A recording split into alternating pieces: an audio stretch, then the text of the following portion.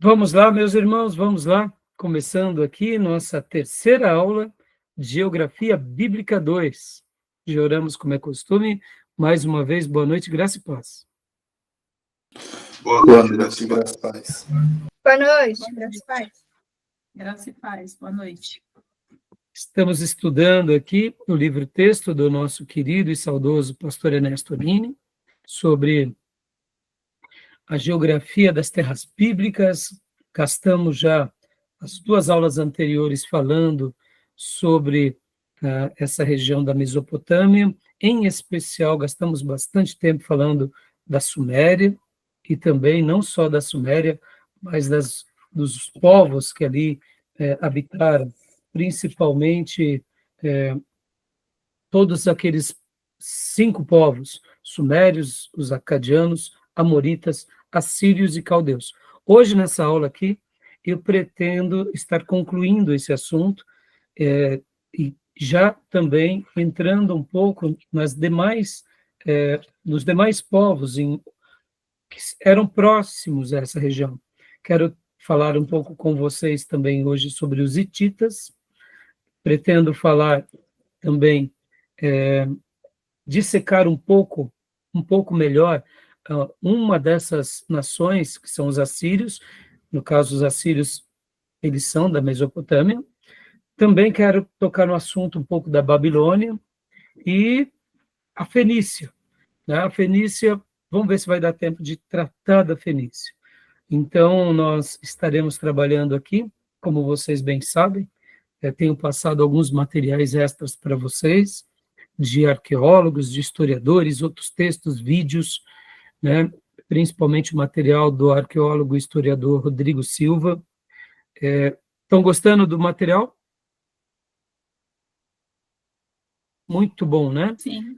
Muito bom. Tomé já tinha me passado alguns materiais, até agradeço mais uma vez. Eu, Tomé, os irmãos, quando acharem também algum artigo ou algum vídeo muito interessante, compartilhe comigo, que aí eu aprecio, e aí a gente vai aprendendo junto, né? Porque, afinal de contas, irmãos, esse é um daqueles assuntos, como o pastor Ernesto Nini ensina no seu livro, que a descoberta de uma cerâmica, ou quem sabe de uma plaquinha, escrita nela, algumas coisas podem mudar todo o panorama daquilo que sabíamos, né? Muitas vezes, com uma descoberta apenas, a história ela é remontada, porque ela fecha um quebra-cabeça de séculos, né? Então, é muito interessante tudo isso que acontece nessa matéria, né, de geografia bíblica / arqueologia. E eu, particularmente, eu estou me divertindo muito, né? Porque a gente aprende coisas assim surpreendentes, né? E, mais uma vez, nós nos sentimos muito pequenos na história mundial. A gente vê que estamos aqui e que Deus conta conosco, que possamos escrever uma linda história para Ele, mas, ao mesmo tempo, nos sentimos como um ponto na criação, né? Na história. Então, assim, essa matéria, ela nos apequena. Então, que Deus possa realmente nos ensinar para que a gente possa, quando aprender a respeito da sua palavra, da sua revelação, da história antiga, da arqueologia antiga, a gente possa ser sempre fidedigno e com muita fé, com muita confiança, com muita autoridade, a gente continue proclamando a palavra de Deus, tá bom? Bom, quero lembrar a todos vocês que as nossas aulas são gravadas, para que os irmãos possam estar reutilizando essas aulas. Gravamos também para os alunos em AD, porque fará parte do currículo daqueles irmãos que estiverem no nosso curso em EAD, e também gravamos para abençoar o maior número de pessoas, onde quer que essas aulas cheguem, tá bom? Então vamos lá, meus irmãos, vamos lá, porque eu quero ler um texto bíblico que está em Deuteronômio 28, 28. Esse texto aqui ele é muito desafiador. Deuteronômio 28, 28. O irmão que quiser ler, eu publiquei aqui na minha Bíblia em Kindle, Bíblia digital, mas você pode ler na sua versão. Ou melhor, desculpa, 29, 29, falei errado. Deuteronômio 29, 29, tá? Esse é um texto que é uma resposta para nós, porque talvez nessas aulas a gente fique se perguntando assim, mas será que tudo que dizem é verdade? Não é? E eu sei que, né, muitas coisas, elas acabam sendo descobertas, ora são reveladas, ora não são. Então, a gente não tem muitas respostas, mas graças a Deus que com a evolução da ciência, principalmente, né, da arqueologia, da geografia, e todas essas tecnologias que acabam datando certos povos, certas descobertas, a gente pode chegar mais próximo daquilo que realmente foi um dia no passado, né? Mas aqui esse texto bíblico ele tem ele chama atenção a um assunto bem curioso. Olha só o que diz. Quem quiser pode ler para nós, por gentileza, né? Vou ler aqui. Por favor. As coisas encobertas pertencem ao Senhor, nosso Deus, mas as reveladas pertencem a nós e aos nossos filhos para sempre, para que obedeçamos a todas as palavras desta lei. Amém. Não sei se vocês notaram, né? Que aqui dá uma ideia de que Deus, na sua revelação, fez questão de deixar algumas coisas claras e manifestas. Em outras coisas, ele se revelou a um povo, se revelou a pessoas, a nações, e muitas informações nós não temos. Foi, eu diria, um presente dele para aquele povo. Vamos dar um exemplo aqui? O povo de Nínive, que foi evangelizado pelo profeta Jonas. Nós temos e sabemos, hoje a gente vai falar sobre a Síria, que Nínive foi a capital e que Jonas, como já aprendemos na primeira aula, ele não chegou lá babado, que não era a unção da baba, né? Lembra? Não tinha como, né? Segundo aquele pregador que dizia que Jonas foi cuspido na praia, e ali chegou diante de todos em Nínive, babado, e o povo, vendo Jonas babado, se surpreendeu, né? A gente sabe que isso é impossível pela geografia, e Jonas possivelmente andou ainda durante semanas, para não dizer, quem sabe até meses, né? Até Nínive. Então não tinha baba que segurasse na roupa de Jonas. Mas voltando. As histórias, os detalhes dos acontecimentos dos ninivitas, do mais simples ao mais poderoso, que era o rei, o imperador, nós não sabemos. Fica um mistério. Quanto tempo durou aquilo que chamamos até de avivamento em Nínive? Na aula de avivamento, história dos avivamentos, eu faço sempre uma pergunta aos alunos. Nínive foi ou não foi um avivamento? Aí a gente vai responder lá no módulo, tá bom? Mas uma coisa é fato, irmãos. 120 mil almas se converteram. Com uma pregação de um profeta, que eu gosto de chamar de profeta rabugento. Não é? É o profeta rabugento. Que ele briga para ir e depois que ganha 120 mil almas, ainda fica sendo rabugento, porque a plantinha dele, o petzinho dele, né? A arvorezinha dele morreu e ele fica bravinho com Deus. É um profeta rabugento ou não? E ele não está preocupado com o povo, né? Ele está preocupado com as coisas dele.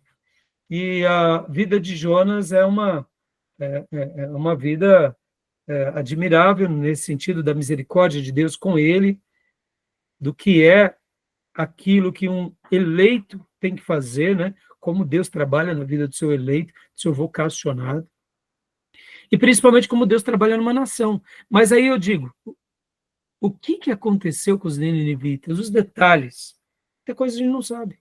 Por quê? Porque as coisas encobertas pertencem ao Senhor nosso Deus. Então, na história humana, na revelação de Deus, com a sua criação, em pessoas, em lares, em tribos, em cidades, em povos, até em países, muita coisa a gente não vai saber. A gente vai saber daquilo que Deus quis registrar na história para mostrar, né, as digitais dele, ou seja, como ele atuou naquela vida, e aquela história vai ter uma representação e uma utilidade no seu povo nas demais gerações. Eu estou falando tudo isso, irmãos, porque, você vê, durante muitos séculos, não se sabia da história, né, dos povos da Mesopotâmia. Hoje nós já estamos sabendo. Então nós entendemos que na soberania de Deus, Deus quis que esses assuntos fossem revelados para nós hoje. Ou seja, nesses últimos 100 anos, como vocês viram em vários vídeos que eu passei para vocês, que a gente está estudando junto. Muitas descobertas foram por acaso, como muitas outras serão. Muitas descobertas arqueológicas também foram, eu diria, descobertas arqueológicas predatórias, né? Como troféus. Por exemplo, o povo inglês fazendo ali as suas descobertas e levando para os seus museus, etc. e tal. Porque, irmãos, vocês têm que lembrar que numa descoberta arqueológica, o que está em jogo ali? Só a descoberta daquele povo? Sim, mas seria um resgate por aquele povo apenas? Não, meus irmãos. Tem que lembrar que quando você descobre um acervo muito grande, muito suntuoso, muito poderoso, geralmente tem relíquias sagradas. E quando eu falo relíquias, não é só no aspecto religioso, mas também porque essas relíquias geralmente eram feitas do quê? De ouro, né? Então, tem tesouros em outras, vamos aqui traduzir aqui uma linguagem que todo mundo entenda. Descobrir algo arqueológico é descobrir riquezas, pedras preciosas, joias, ouro. E quanto que vale todas essas descobertas? Quanto que vale isso no mundo das artes? Percebam, são troféus ou não? Por isso que no passado, quando alguém encontrava algo, eles estavam indo à busca, claro que também de tesouro. Eu sei que nós não devemos achar que todo historiador e todo arqueólogo, ele é uma pessoa que vai atrás do tesouro. Não, eu quero até distinguir aqui. Os verdadeiros cientistas vão atrás da história, mas não podemos negar que essas histórias estão atreladas a riquezas, a patrimônios. E aquelas pessoas que investem nesses arqueólogos e nas suas expedições são riquezas muito grandes, porque você tem um investimento inicial e você não sabe quando que vai acabar aquela escavação, ou o que vai acontecer se em 1 ano, em 5 anos, em 10 anos. Por isso que muitas empresas e até países que fazem geralmente assim grandes investimentos na arqueologia, chega uma hora que os próprios políticos são tentados a parar por causa da demanda social, a população pedindo hospital, segurança, e de repente o prefeito, o governador, ou o presidente, ou quem sabe o próprio rei de uma nação, ele não vai deixar de investir naquilo que realmente é uma necessidade agora para a população, para gastar mundos e fundos em pesquisas arqueológicas, a não ser quando se descobre, de fato, ali uma cidade, e naquela cidade tem muitas descobertas, que vai gerar turismo, vai gerar negócio. Aí, percebam que a questão monetária a gente não pode descartar, né? Então, por que eu estou falando isso? É porque aqui o texto ele dá um descanso para nós. Né? E aqui vale isso, esse texto representando principalmente o quê? As questões espirituais, né? Muitas coisas Deus quis revelar, muitas outras ele não quis. Por exemplo, meus irmãos, a questão de anjos, arcanjos, querubins, serafins, seres viventes. A gente entende aquilo que Deus quis revelar. O que mais? O que ele não quis revelar é um mistério. Só na glória a gente vai saber. Ou seja, os acontecimentos da vida de Jesus, Nós temos aquilo que Deus quis revelar por meio dos apóstolos e discípulos. O que mais? Mais nada. E na história da igreja, a mesma coisa. Então, meus irmãos, que esse texto possa ser um alento para nós, tá bom? Porque as coisas encobertas pertencem ao Senhor. E as que foram reveladas pertencem a nós e aos nossos filhos para sempre, para que observemos todas as palavras dessa lei. O que nós devemos nos apegar é ao revelado. E quando houver uma descoberta, a gente se alegra. Amém? A gente dá glórias a Deus. Porque realmente o Senhor é o Senhor da história. Hoje, irmãos, podem ver que a gente aqui fez várias viagens, né? No Google Earth. E, puxa, que delícia poder visitar Ur, ver os zigurates, né? Se tudo correr bem, hoje a gente vai ver Harã, cidade de Abraão. Ô, irmãos, olha que honra. Isso é o quê? Uma visão que por via satélite. Agora eu te pergunto, será que daqui a alguns outros anos e décadas, algumas novas descobertas arqueológicas, quem sabe por exemplo, né, irmãos, hoje a gente vê que tem como, né, hoje muitos cientistas, eles fazem pesquisas do solo com sondas. Será que no futuro, bem próximo, não vão fazer isso numa pesquisa científica histórica de arqueologia? Né? Será que a gente não vai descobrir muitas outras coisas ainda na história mundial? Eu creio que sim. Isso tudo vai ser muito legal para nós, porque confirma, né, aquilo pelo qual cremos, dá descanso naquilo que ainda nós não temos uma resposta, tá bom? Beleza, meus irmãos? E para encerrar essa parte aqui, deixa eu fazer uma pergunta para vocês, né?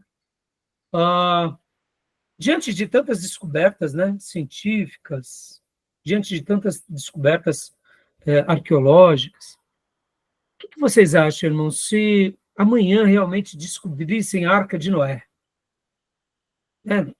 Fizeram a prova lá do carbono 14 e tal, e viram, né, que foi por volta disso, só para vocês terem uma noção, né, irmãos, quando a gente pergunta, né, quando que deve ter sido, que data provável deve ter sido o dilúvio?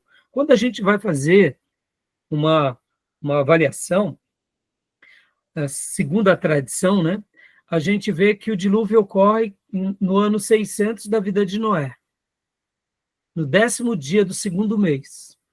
E fazendo uma conta aproximadamente, é por volta do ano 2348 a.C.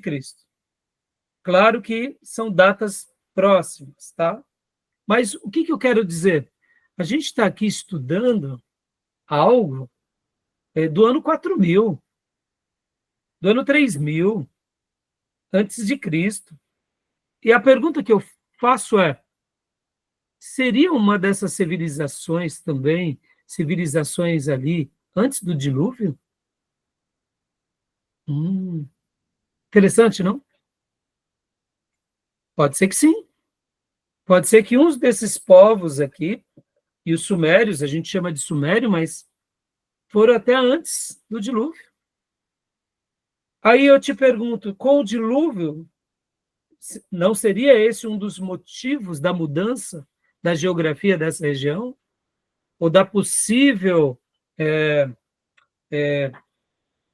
vamos dizer assim, soterramento, né, de algumas dessas construções, desses povoados?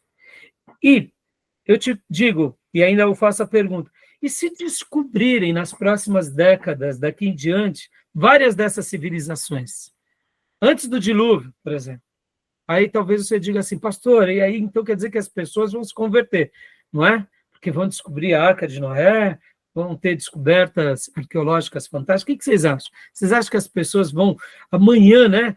Vamos supor que o mundo da arqueologia volte, né, a ser um tema muito relevante. Vocês acham que as pessoas vão se converter? Olha, aqui viveram as pessoas antes do dilúvio. Olha, aqui é a Arca de Noé, aqui é a data de um povo, né? Sei lá, a cidade de Caim, por exemplo.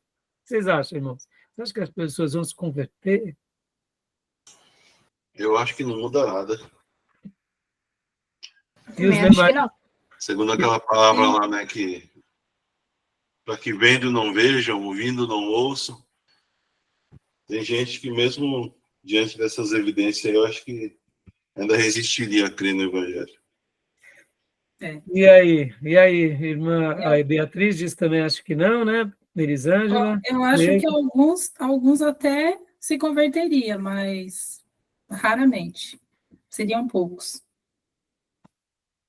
Né, Diego?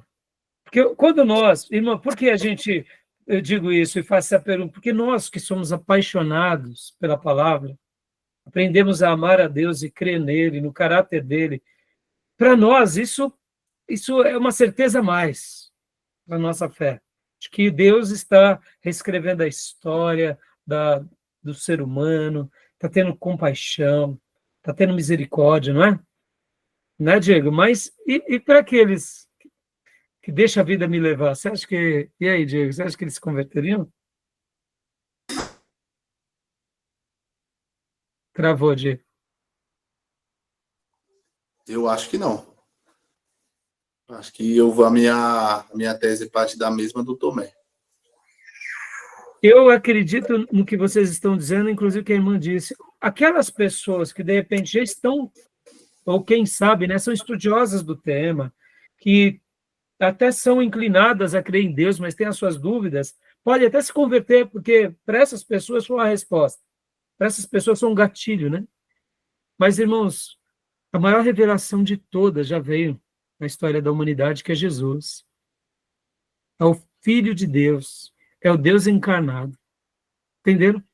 Ou seja, o ser humano, depois que caiu, né, no pecado, lá no Éden, com Adão e Eva, e nós estamos aqui, somos frutos, né, depois da queda, o pecado reina na vida humana.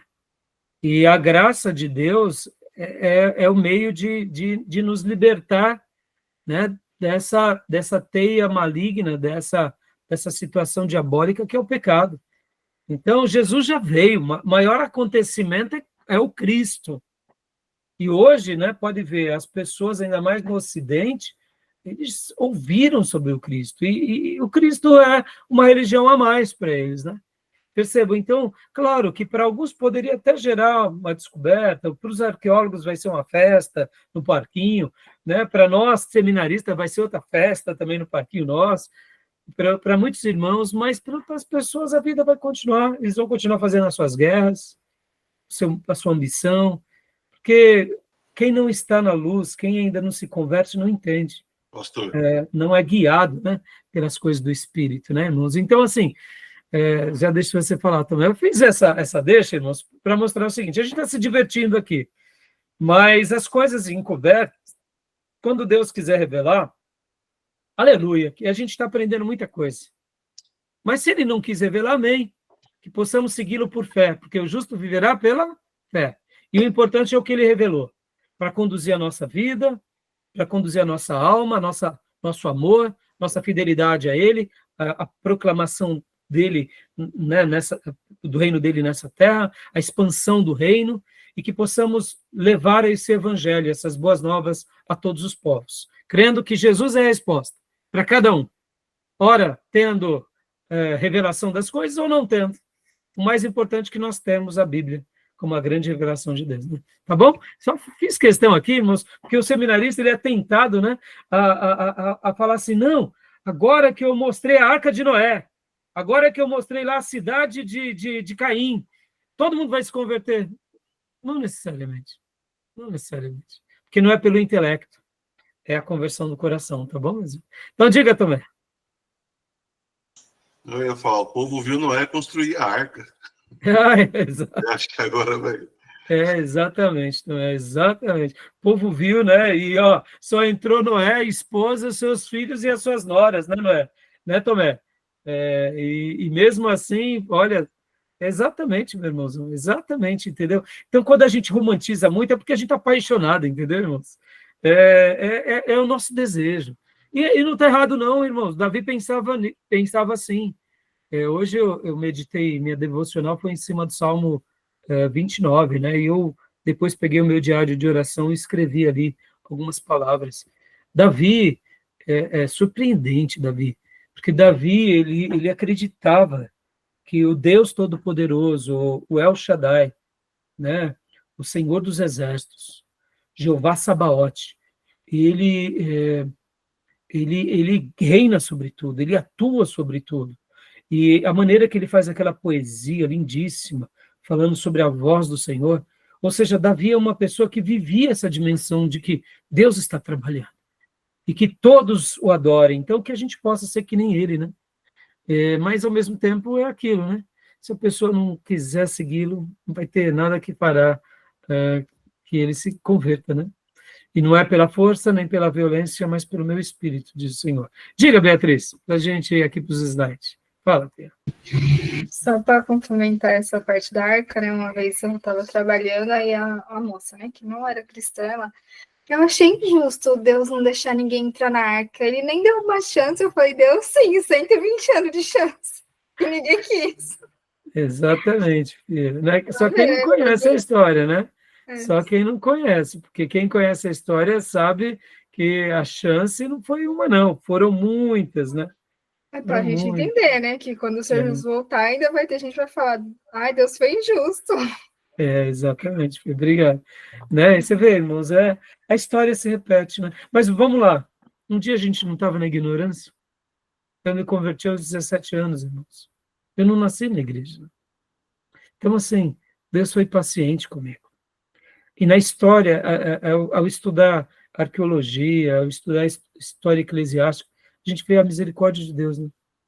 Deus sendo tão amável. E aqui isso é bom para a gente também, para a gente aprender a ter um ministério mais amável. Principalmente eu, que sou tão corretivo, né? Eu digo isso, irmãos, assim, né? Meu dom é o ensino, meu dom é treinar pessoas. Então, a minha igreja vai ser uma igreja de escola, né? É o meu ministério, é o meu jeito. Né? Aqui em casa, os meus filhos chamam eu de Horus Vivos, né? Horus Vivos, né? Fazendo aquela ideia, é o faraó, né? Que manda, né? Apelido de casa, Horus Vivos.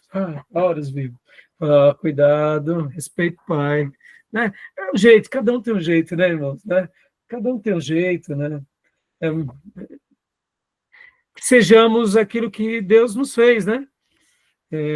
Acerto em algumas áreas, erro em outras, né? E assim a gente vai seguindo com a misericórdia do Pai, né? Tá bom? Vamos lá, meus irmãos. Então, vamos nos slides passados a gente tinha até mencionado que eu falaria da Fenícia e tal, mas hoje a gente vai ler bastante o livro-texto. Eu quero que vocês, sempre que pegarem algo, né, que nem o Júnior na última aula, ele tinha feito uma pergunta sobre qual era o escrito mais antigo. Inclusive, eu até mandei no nosso grupo sobre essa questão, a datação, né, do escrito mais antigo, do período de escrita mais antigo da Terra. E eu achei bem interessante, né, que fala, de fato, que foi ali na Mesopotâmia com os sumérios. É um artigo da National Geographic, inclusive eu publiquei, né, para vocês lá no nosso grupo. Ao mesmo tempo, olha que curioso, né, irmãos, quando a gente faz algumas lições de casa. Assim como a linguagem, né, cuneiforme dos sumérios são a mais antiga da humanidade, segundo os especialistas, eles também, quando vão estudar a língua egípcia, eles também vão trazer numa data bem próxima. Então, assim, fica uma discussão, e aí os especialistas que vão, né, realmente determinar qual é a mais antiga. Mas eu passei para vocês, né, inclusive nesse artigo que está aqui, ó, né? Conheça 5, nesse artigo que eu vou estar compartilhando agora, os 5 idiomas mais antigos do mundo, tá bom? Né? É um artigo bem interessante. Depois leiam lá, vocês vão gostar, tá bom? Então, assim, só dando uma resposta, tem vezes que a gente... isso é assim, né, irmãos? Até que alguém descubra a linguagem da Torre de Babel, né? Entendeu? como que era, se tinha, né? Se tinha escrita, né? Se tinha algum desenho rupestre, né? Algum pictograma, alguma coisa. Bom, é assim, por isso que eu disse, uma pedrinha, né? Um artefato, algo novo, muda tudo na história, na história, muitas vezes, da arqueologia, tá? Diga, Diego, pode falar. Pastor, uma pergunta aqui. Quando eles fazem a Torre de Babel lá no Gênesis 11, lá, que eles tinham o intuito de que a torre chegasse até o céu lá e para todo mundo ficar junto. E aí, quando Deus confunde a língua lá do pessoal, é ali que nasce as outras línguas? Sim, sim, exatamente. O texto bíblico, inclusive, deixa eu só mostrar aqui para vocês, olha só, essa inscrição aqui, ó. Uma tabueta de argila suméria de 4.200 anos. Registra as leis em cuneiforme. Está na Universidade de Yale, Connecticut. Olha só. Possivelmente foi encontrada em 1916. Olha que coisa linda, tá vendo? 4.200 anos. Ó, o sumério, o idioma mais antigo conhecido, tá bom? Depois vem o sânscrito, que é indiano. A hitita, inclusive hoje a gente vai falar do hitita, mas os egípcios também são antigos, tá? Agora, voltando, Diego. Segundo os linguistas, Diego, os linguistas, né, como a gente já aprendeu em História, Geografia Bíblica 1, todas as línguas, elas se derivam de duas raízes. A indo-europeia, pela qual tem o nosso idioma, o inglês, o português, né, o latim, e o indo-europeu e as línguas semíticas. Então, nas línguas semíticas, seriam todas essas, o hebraico, o aramaico, o japonês, podem ver que elas se assemelham às línguas cuneiformes. Então, segundo os linguistas, os estudiosos, eles chegam, pode ver que o árabe, ele é diferente do hebraico, que é diferente do japonês, mas são um estilo de escrita totalmente diferente do indo-europeu. O indo-europeu é mais cursivo, são letras, né, sejam maiúsculas ou minúsculas, né? Então, assim, é curioso que tem línguas orientais que é de cima para baixo, outras de trás para frente, né? E o indo-europeu geralmente é sempre, né, da esquerda para a direita, né? E é assim a nossa maneira, né? O que acontece? Então, segundo os linguistas, eles chegam até aqui, nos achados arqueológicos, mas não tem essa língua aqui, que seria a língua falada. Por quê? Possivelmente, talvez, não tivessem, era falado, mas não era escrito. Talvez seja esse o motivo. Então, talvez nunca nem exista descoberta. Porque, de repente, lá nos dias da Torre de Babel, só se falava, não se escrevia. Tinham seus, vamos dizer assim, as suas tabelas, as suas maneiras de fazer contas, etc. e tal. Mas, assim, isso tudo são campos de pesquisa que a gente não sabe dizer. Uma coisa é fato, se todas as línguas do mundo elas derivam de dois troncos, o que por indução concluímos? Que um dia os habitantes desse planeta, agora esqueça a questão religiosa, tá? Se todas as línguas do planeta se derivam de dois troncos, qual que é a lógica direta e imediata? Que um dia se falava só uma língua. Isso remete a que ideia e que história? Bíblica. Antes da Torre do Babel. Interessante, né? Então, é bem interessante, né? Deus desce e confunde a língua para que os homens, vamos dizer assim, né, não continuem na sua arrogância querendo chegar aos céus. Agora, deixa eu fazer uma aplicação aqui que é deliciosa, viu, Diego? Então, Deus divide os homens por causa da arrogância deles. Mas quando nós olhamos para a cruz, quando nós reconhecemos que somos pecadores e aceitamos a Cristo, o Espírito Santo vem habitar dentro de nós, não é? Nós sabemos que a verdadeira conversão só se dá também pelo poder do Espírito Santo, ou seja, é ele nos convencendo do pecado, da justiça e do juízo. Assim como um dia Deus dividiu os povos por causa da sua soberba e arrogância, depois da cruz, Deus enviou o Espírito Santo e agora aqueles povos divididos foram unidos também por Deus, por meio do seu Santo Espírito. Mas para que isso aconteça, o oposto também tem que acontecer, porque por meio da soberba os homens foram divididos. E agora, quando nos humilhamos na cruz, aos pés da cruz, crendo em Jesus, recebemos o Espírito Santo, que é aquilo que nos une com cada cristão, em cada geração. Não é assim? Ou seja, em Deus há conexão. Sem Deus só há dispersão. E pode ver que essa é uma linguagem divina, né? Pode ver que o Espírito Santo agora unifica o seu povo e dá dons ao seu povo, e inclusive dons em que as línguas são interpretadas. Não foi isso que aconteceu em Pentecostes? Os irmãos, quando receberam ali o dom, chamado dons de línguas, falavam nos dialetos daqueles judeus espalhados que vieram celebrar a Deus na Páscoa e no Pentecoste. E as línguas ali, irmãos, não eram línguas angelicais, porque o Novo Testamento vai falar dois tipos de língua: línguas de anjos e línguas humanas. Ou seja, pelo poder do Espírito Santo, podemos receber uma língua que nunca falamos. Isso é um milagre. E ainda entender aquela língua, ou quem sabe alguém fala e a gente interpretar, porque é isso que Paulo fala, que alguém que fala em língua, outro interprete.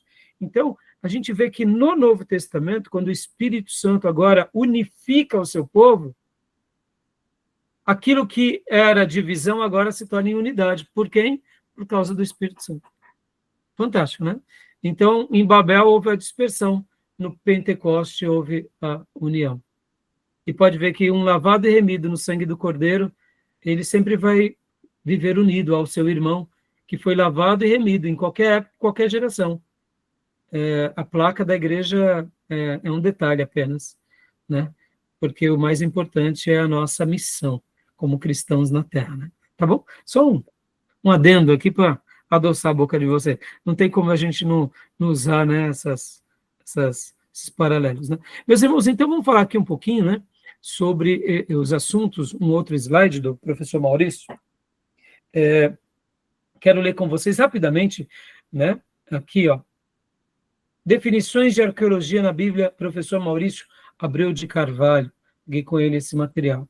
Então, nosso irmão Tomé, leia para nós, né? A gente está falando tanto de arqueologia, a gente não definiu ainda o que seria arqueologia, né? Leia para nós, por gentileza, filhote. Arqueologia deriva de duas palavras gregas: arcaios, que significa antigo, e logos, que significa palavra, assunto, relato ou discurso. Etimologicamente, relato de assuntos antigos.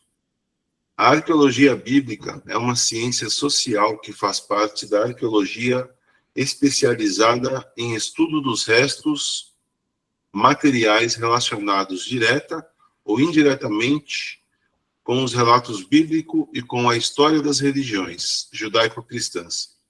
A religião mais estudada pela arqueologia bíblica, na perspectiva ocidental, é a denominada Terra Santa, localizada no Médio Oriente. Tudo que a gente está fazendo aqui. Então, da matéria arqueologia, a arqueologia bíblica é uma área apenas. Tudo bem? Só que ela é tão importante que ela vai dando direções, ela vai fazendo certos apontamentos. Olha, houve esse rei, houve esse povo, aconteceu tal isso, tal coisa aqui, tal coisa ali. Então, ela acaba sendo muito útil na história mundial. Tá bom? Mas ela é uma ciência como uma outra qualquer. Então, vamos ler rapidamente, são alguns slides, né? Primórdios bíblicos, pode continuar, Tomé, por gentileza.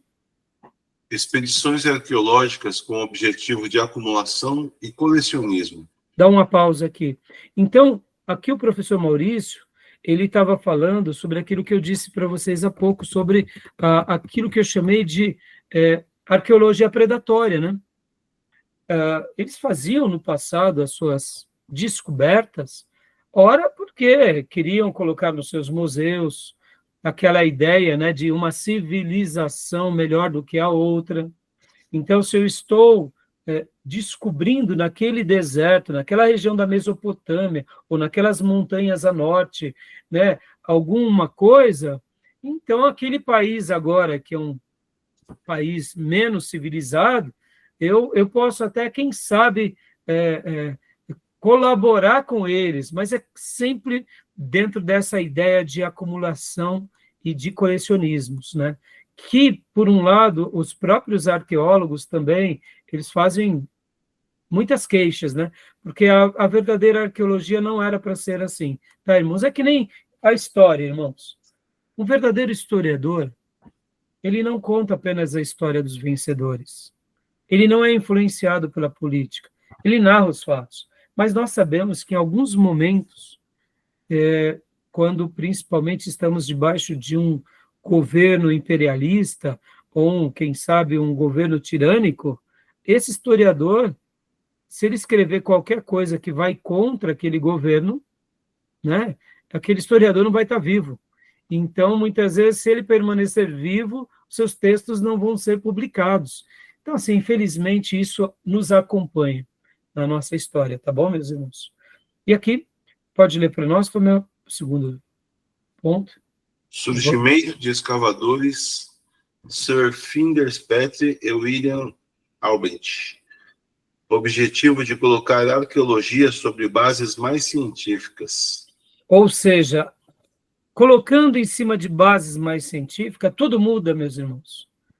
Porque você traz, né, você faz o seu projeto de investimento, sim, você visa lucro, sim, porque, afinal de contas, alguém está pagando essa conta, mas, ao mesmo tempo, aquele país, aquela nação, pode também ter ali agora, quem sabe, né, um acervo histórico. Pode ter ali também, quem sabe, um museu.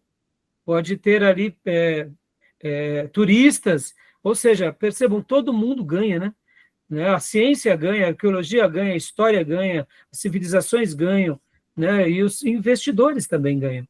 Então, fica aqui uma fala. Continua para nós, Tomé, por gentileza.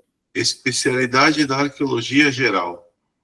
Objetivo: extrair todos os fatos que lancem uma luz indireta ou mesmo difusa sobre a Bíblia. Visão arqueológica que procura provas da autenticidade da Bíblia. Então, aqui, irmãos, os argumentos, né, da ou seja, por quê, né? Por que fazer? Então, para realmente a gente, não só porque acreditamos na Bíblia, mas porque tudo isso também vai comprovar, né, tudo aquilo pelo qual está na Bíblia, né? E nós temos visto que muitas coisas têm, de fato, favorecido, né, para a Bíblia, né?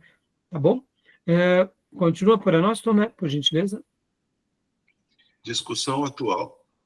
Competição interna entre os historiadores, maximalistas, crenças na historicidade do texto bíblico, minimalistas, não considera a historicidade do texto bíblico, considera as provas arqueológicas. E aqui já seria uma discussão, né? Ou seja, irmãos, percebam que aqui sempre vai ter essa competição. Vamos lá, meus irmãos. Vamos dar aqui um exemplo meu. Eu sou um pastor, irmãos. Minha matéria-prima é o quê? É a igreja. Ora, eu ensino o quê? Eu ensino a Bíblia, a palavra de Deus. A minha ferramenta é a fé em Deus e na revelação. A minha tendência será qual? É óbvia. Eu vou pela fé, crença. Isso faz parte do meu dom. Eu levo as pessoas a crerem em Deus, que se revelou por meio da sua palavra, e desafio cada filho de Deus a agirem né? De acordo com essa palavra. Ponto. Se um dia eu fosse se tornar um historiador, um arqueólogo, esse viés sempre vai estar embutido em mim, mas eu preciso também não misturá-lo nas questões históricas e arqueológicas. Por quê? Porque se eu começo a misturar, é aquilo que eu já mencionei para vocês, quem vai atrás da Arca de Noé, qualquer pinheiro vira um pedaço da arca.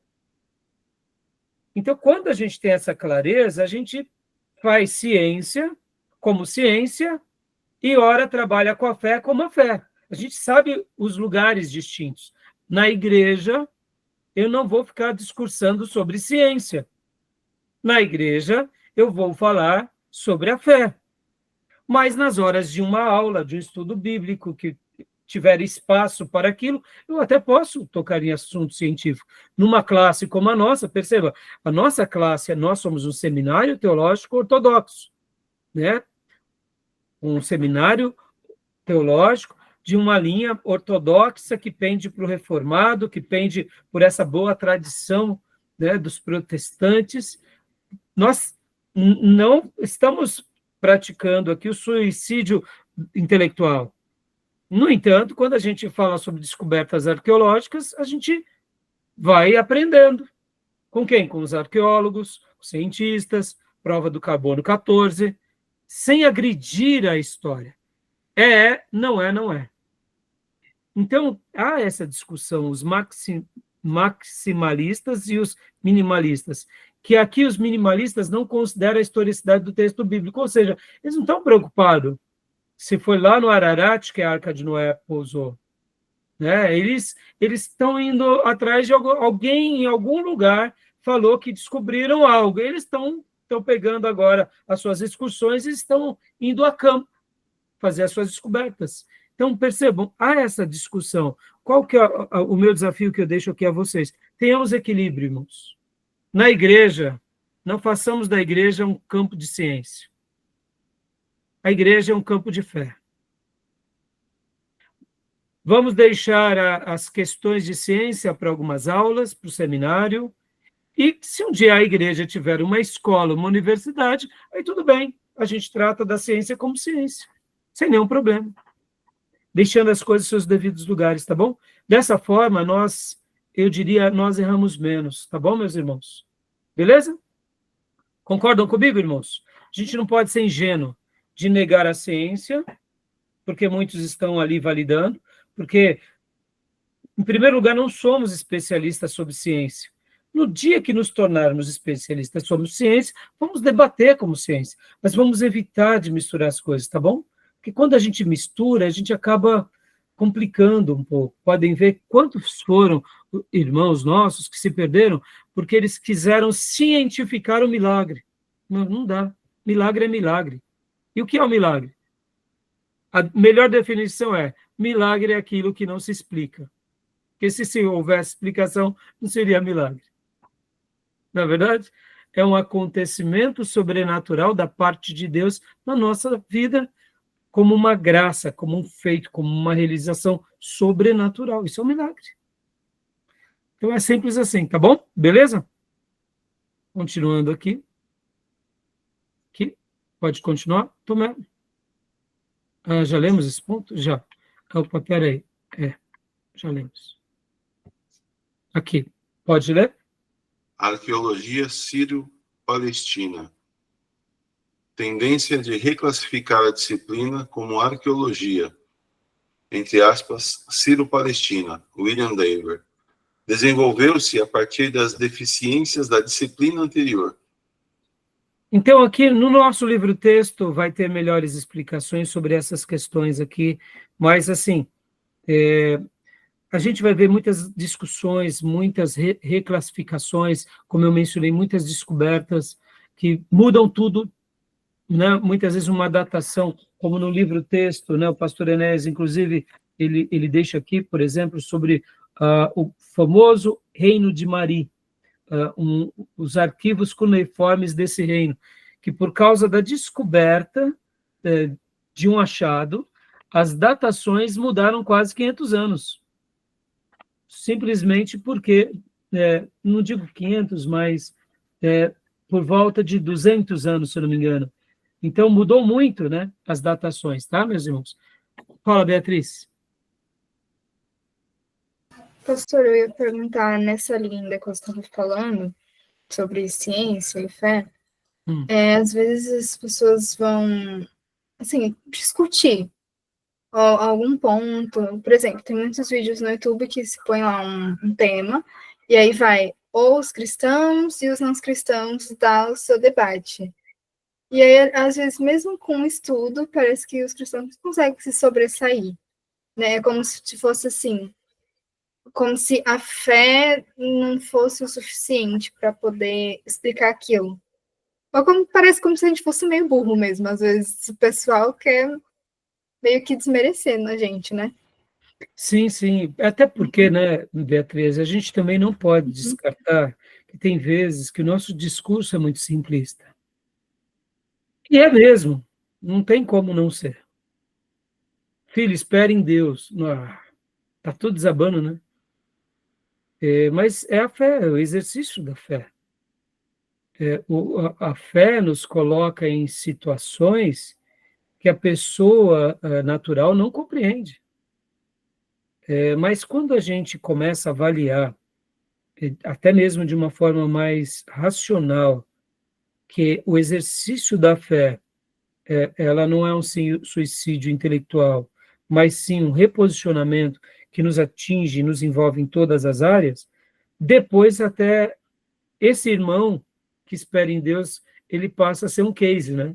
Porque ele passa a ser admirado, que ele soube esperar no momento de caos. Ou seja, ele experimentou aquilo que os especialistas chamam de vulnerabilidade, que é uma coisa que na vida nós precisamos ser treinados, porque faz parte da vida. Em algum momento ficaremos vulneráveis. Quer ver um momento de vulnerabilidade? Quando a gente vai para uma mesa de cirurgia. Não adianta. Imaginar que tal dia, tal hora, o seu peito vai ser aberto, é um momento de vulnerabilidade. Mas a fé nos prepara para esse caminho. Por quê? Porque a verdadeira fé nos ensina a agir, como eu gosto de mencionar, fazendo o nosso melhor, como se tudo dependesse de nós, mas crer em Deus e esperar nele como se tudo dependesse dele. Ou seja, a gente vive esse exercício o tempo todo. Então, é como você falou, tem horas que nós, servos de Deus, erramos bastante na sociedade. Vamos para discursos simplistas, moralistas, e aí a gente acaba dando um tiro no pé. Mas tem vezes que não, tem vezes que a gente só está sendo perseguido mesmo porque o mundo não nos entende, e mesmo que a gente dê respostas brilhantes, né, as pessoas não vão se converter por isso, porque não é pelo intelecto que haverá a conversão, né? Mas é óbvio que é melhor quando damos uma boa resposta, né? Por isso que Pedro vai dizer para que a gente esteja sempre pronto a responder sobre a nossa fé. Mas é isso mesmo, né, Beatriz? Tem hora que o mundo vai nos colocar mesmo em situações, eu diria, à parte, né? Porque a gente é mal compreendido, né? Alguém já disse, Beatriz, que nós somos ETs, e é verdade, né? A gente não é daqui, né? Somos seres extraterrenos, em certa medida. A nossa Canaã a nossa morada é Canaã celestial, né? A gente está aqui só de passagem. Então, em certa medida, como que a gente vai esperar ser compreendido, sendo que eles não têm esse discernimento, não têm essa luz, né? Mas eu não sei se eu te respondi. Te respondi? E assim, eu até diria para vocês, irmãos, segundo a aptidão de cada um de vocês, desenvolvam, né, essas respostas, essa clareza, uma palavra sempre sábia. Mas também, se de repente você vê que não é muita sua aptidão, não se sinta menor, porque existem alguns Paulos que Deus levanta nos nossos dias, não é? Existem alguns C.S. Lewis que Deus levanta. E isso é lindo de ver, como eles saem, né? Como eles são luzes nas universidades, nos lugares mais diversos, né? Mas a gente acaba realmente sendo mal compreendido mesmo.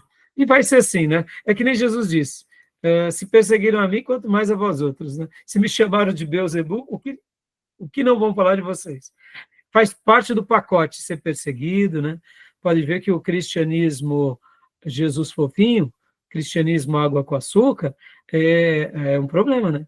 Porque tem que dar tudo certo, né? Então, quando dá alguma coisa errada, esses cristãos do Jesus fofinho, eles se desesperam, né? Porque eles querem só as coisas boas, só as vitórias, né? Só os triunfalistas, só os triunfos exacerbados, né? Mas é isso. Espero ter te respondido. Diga, Tomé. Eu só queria fazer um comentário que isso aí que a Beatriz perguntou, eu lembrei de uma frase que eu ouvi uma vez, que fala assim, que para quem crê, para quem tem fé, nenhuma prova é necessária, mas para quem não crê e não busca a verdade, não existe evidência que convença ela de que é a verdade. Porque às vezes você joga 300 argumentos positivos em cima da pessoa. Uma palavra que você usa que, vamos dizer que dá dupla interpretação, ela vai pegar aquela palavra e vai falar que você odeia ela. É mais ou menos aquilo de jogar as pérolas aos porcos, né? Por isso que a conversão, irmãos, é algo espiritual e a gente tem que fugir das discussões, não é do embate, não é da pregação, de discussões. Quando a gente vê que virou aquela discussão fútil e tola, a gente vai orar para a pessoa, né? Porque a discussão se torna algo infrutífero, né? Mas, assim, o embate, até certo ponto, ele é bom. As dúvidas, né? O embate até um pouco caloroso, mas quando a gente vê o que entrou no campo da discussão, da troca de farpa, da ofensa, aí a gente entrega nas mãos de Deus e paramos ali, não nos permitimos ir além, né? Mas é isso aí, Tomé, obrigado, viu? Bom, leia esse último slide, Tomé, para a gente dar uma pausa para o intervalo, né? Porque eu vou ler rapidamente os slides, que eu gostaria hoje, irmãos, de ler mais o livro-texto com vocês, sabe? Eu acabo não lendo um pouco o livro-texto, eu separei algumas partes aqui para que a gente possa lê-lo, né? Estão gostando do livro-texto, irmãos? Estão achando bom? Então, joia. Então, leia para nós, Tomé. Perspectiva da nova arqueologia. A teoria, a arqueologia sírio-palestina ou bíblica é, na realidade, o construto de técnicos profissionais, pessoas que gastam muito tempo e energia, entre aspas, no pó. Exercício multidisciplinar, ambientalismo, ecossistemas e arqueologia. Olha aí, ó. Crente que gosta do pó, tá aí, ó, uma outra oportunidade. Vai fazer arqueologia. Já que você gosta, né? Parafraseando aqui as palavras. É claro que aqui é pó mesmo, não é boca no pó não da oração, viu, irmão? Aqui é pó mesmo, é trabalho, né? Hoje, com as novas tecnologias, facilitou muito, mas antigamente era muito mais difícil, muito mais perigoso, viu, irmãos? Inclusive, riscos seríssimos, porque muitas vezes alguns arqueólogos achavam certas coisas, aquilo estava há tantos séculos fechado que criou certas bactérias que no momento em que eles entravam naquele ambiente, né, eles eram contaminados e alguns mortos repentinamente. O que não é a paixão por uma área, né? O que não é a paixão, né? Eles sabiam disso, estavam indo lá. Hoje, com toda a ciência, a tecnologia, os aparatos, né? Então, antes de abrir certas coisas, eles fazem certos testes. Se tornou uma coisa mais preventiva, né? mais segura. Por outro lado, os riscos também são imensos, viu? Também. Porque tem coisas que a gente não sabe, tá bom? Tudo bem, meus irmãos? Até aí, tudo bem? Então vamos para o nosso intervalo. A gente volta em instante. Alguma pergunta? Não? Né? Como eu disse para vocês, irmãos, eu quero ir para o livro-texto. O livro-texto tem tantas informações, então hoje eu quero trabalhar aqui, ainda dentro da Suméria, o estandarte de Ur. Eu até mandei no canal para vocês um artigo e um vídeo dentro desse artigo. Eu achei fantástico o artigo da professora Joelza Esther Domingues, né? Eu vou já compartilhar aqui com vocês parte desse texto. E o vídeo dela, muito legal, falando sobre estandarte de Ur. Tá? Como eu disse, irmãos, são muitos achados, são muitas descobertas, é muito maravilhoso. E depois eu quero também falar um pouco também, no livro texto do pastor Ernesto Nini, ainda sobre as antiguidades e o valor cultural de Ur. Quero ler algumas partes aqui com vocês. Como vocês viram nos vídeos com o Rodrigo Silva, história das mais variadas. Os sumérios, irmãos, esse povo da Mesopotâmia, eles tinham conhecimento hidrográfico, tecnológico no sentido da hidrografia, com relação às nascentes, com relação à irrigação, com relação às escolas. Nós vemos que eles tinham conhecimento de ciência, claro que misturando com a religião, a maneira em que eles se comunicavam, muitas vezes fazendo até algumas divulgações médicas de alguém que foi achado infeccionado com algum tipo de infecção ou algum tipo de bactéria.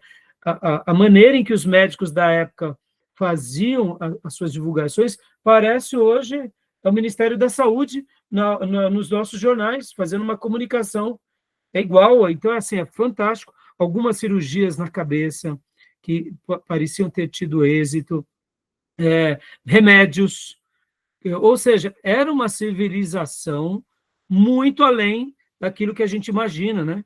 E isso tudo só mostra o quanto o ser humano já era inteligente naqueles dias, né? Tá bom?